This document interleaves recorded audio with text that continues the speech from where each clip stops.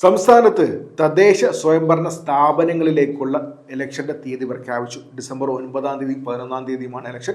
13-ാം തീയതിയാണ് ഇലക്ഷൻ ഫലം വരാൻ പോകുന്നത്. 9-ാം തീയതി ആദ്യ ഘട്ടവും 11-ാം തീയതി രണ്ടാം ഘട്ടവുമാണ്. ഈ 11-ാം തീയതി രണ്ടാം ഘട്ടം നടക്കുന്ന ജില്ലകളിൽ ഏറ്റവും ശ്രദ്ധേയമായ ഇലക്ഷൻ നടക്കാൻ പോകുന്നത് പാലക്കാടാണ്. പാലക്കാട് നഗരസഭ ഇപ്പോൾ BJP ആണ് ഭരിച്ചുകൊണ്ടിരിക്കുന്നത്. പക്ഷേ പാലക്കാടുള്ള MLA കോൺഗ്രസിൻ്റെ MLA ആണ്. 2021 ഷാഫി പറമ്പിൽ കിട്ടിയതിനേക്കാൾ ഇരട്ടി വോട്ട് നേടിയാണ് രാഹുൽ മാങ്കൂട്ടം 2024 ലോക്സഭാ ഇലക്ഷന് ശേഷമുള്ള ബൈ ഇലക്ഷനിൽ വിജയിച്ചത്. എന്നാൽ തദ്ദേശ സ്വയംഭരണ സ്ഥാപനം ഭരിക്കുന്നത് BJP ആണ്. BJPയുടെ ശക്തി കേന്ദ്രമാണ് പാലക്കാട് നഗരം. പക്ഷെ പാലക്കാട് നഗരത്തിലും വ്യക്തമായ വോട്ട് പിടിച്ച് തന്നെയാണ് രാഹുൽ മാങ്കൂട്ടം ജയിച്ചത്. നഗരത്തിന് പുറത്തുള്ള 3 പഞ്ചായത്തിൽ വ്യക്തമായിട്ട് UDFന് മേൽക്കേ ഉണ്ടായിരുന്നു. ഇടതുപക്ഷം 3-ാം സ്ഥാനത്തായിരുന്നു. അതെല്ലാം 2 വർഷം മുമ്പത്തെ കഥയാണ്. ഈ വർഷം ജൂലൈ തൊട്ട് രാഹുൽ മാങ്കൂട്ടത്തിന് കണ്ടകശനിയാണ്. രാഹുൽ മാങ്കൂട്ടത്തിലെ പഴയ പല വീരകഥകളും വീരചരിത്രങ്ങളും ഓരോന്നോരോന്നെ പുറത്തു വന്നുകൊണ്ടിരിക്കുകയാണ്. മാധ്യമപ്രവർത്തകമായിട്ടുള്ള കാര്യങ്ങൾ പുറത്തു വന്നു. അതിൻ്റെ ഓഡിയോ ശകലം പുറത്തു വന്നു. ആ ഓഡിയോ ശകലത്തെ ഇതുവരെ അദ്ദേഹം എതിർത്തിട്ടില്ല, അതിനെതിരെ കേസ് കൊടുത്തിട്ടില്ലെന്ന കാര്യം ശ്രദ്ധേയമായി ചിന്തിക്കേണ്ട കാര്യമാണ്. അതിൻ്റെ ഭാഗമായിട്ട് അദ്ദേഹത്തിൻ്റെ യൂത്ത് കോൺഗ്രസിൻ്റെ അധ്യക്ഷ സ്ഥാനം പോയി. പിന്നെ പാർട്ടിയിൽ നിന്ന് പാർലമെന്ററിയിൽ നിന്ന് പുറത്തായി. മാത്രമല്ല നിയമസഭയിൽ വരാൻ പാടില്ല, ആദ്യത്തെ ഒരു ദിവസം മാത്രം വന്നു. അപ്പോൾ തന്നെ ശക്തമായ പ്രതിഷേധം വന്നതോടെ പുള്ളി തിരിച്ച് പാലക്കാടേക്ക് പോകേണ്ടി വന്നു. ആ അവസ്ഥയിലാണ് പാലക്കാട്ടെ ഇലക്ഷൻ വരാൻ പോകുന്നത്. ഇടതുപക്ഷം 3-ാം സ്ഥാനത്തേക്ക് വീണ സ്ഥലമാണ്. മത്സരം BJPയും കോൺഗ്രസും തമ്മിലാണ്. കോൺഗ്രസിന് ജീവൻ മരണ പോരാട്ടമാണ്. കഴിഞ്ഞ 2 ഇലക്ഷനിലെയും, അതായത് പാലക്കാട് നഗരത്തിൽ നടന്ന 2 ഇലക്ഷൻ, അതായത് 2 നിയമസഭാ ഇലക്ഷനും പിന്നെ നിയമസഭാ ഇലക്ഷനും, അതിലെ പ്രകടനം പരിശോധിച്ച് കഴിഞ്ഞാൽ, അതിലെ പെർഫോമൻസ് പരിശോധിച്ച് കഴിഞ്ഞാൽ കോൺഗ്രസ് ജയിക്കുന്നതാണ്.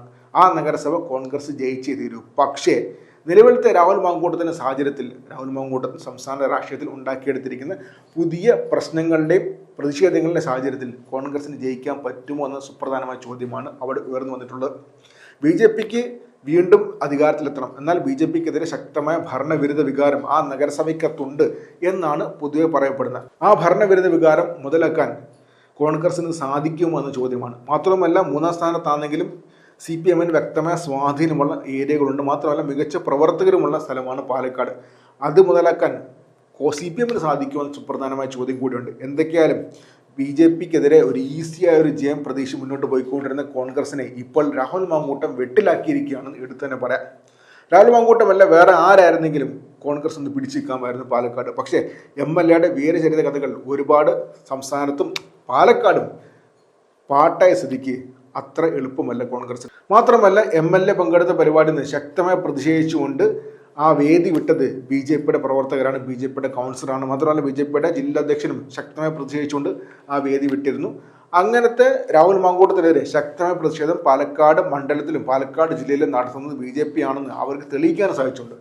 യാതൊരു ഗത്യന്തരമില്ലാതെ CPMന്റെ മന്ത്രിമാരെ MP രാജേഷിനും V ശിവൻകുട്ടിക്കും ആ ചടങ്ങിൽ ഇരിക്കേണ്ടി വന്നു. അവർക്ക് വേറെ വഴിയില്ല, കാരണം അവരാണ് ഒഫീഷ്യൽ ബെറേഴ്സ് ആണ്, സർക്കാരിൻ്റെ പ്രതിനിധികളാണ്. അവർക്ക് മാറാൻ പറ്റത്തില്ല. രാഹുൽ മാങ്കൂട്ടും MLA ആണ്, രാജിവെക്കാൻ സ്ഥിതിക്ക് അദ്ദേഹം MLA ആണ്. അതുകൊണ്ട് തന്നെ കഴുത്തിന് പിടിച്ച് പുറത്താക്കാൻ എന്തായാലും MP രാജേഷിനും V ശിവൻകുട്ടിക്കും പറ്റത്തില്ല. പക്ഷേ അങ്ങനെ പ്രതിഷേധിച്ച് ഇറങ്ങിപ്പോകാനും അവർക്ക് രണ്ടുപേർക്ക് സാധിക്കത്തില്ല, കാരണം അവർ പ്രോട്ടോകോൾ അനുസരിച്ചാണ് അവിടെ വന്നത്. അപ്പോൾ കൂടെ ഇരിക്കുക എന്നുള്ളതല്ലാതെ വേറെ വഴിയില്ലായിരുന്നു ആ 2 മന്ത്രിമാർക്ക്. പക്ഷേ BJPക്കാർക്ക് അങ്ങനത്തെ യാതൊരു പ്രോട്ടോകോൾ ഇഷ്യൂ ഇല്ലാത്തതുകൊണ്ട് അവർ പ്രതിഷേധിച്ച് വേദി വിട്ടു.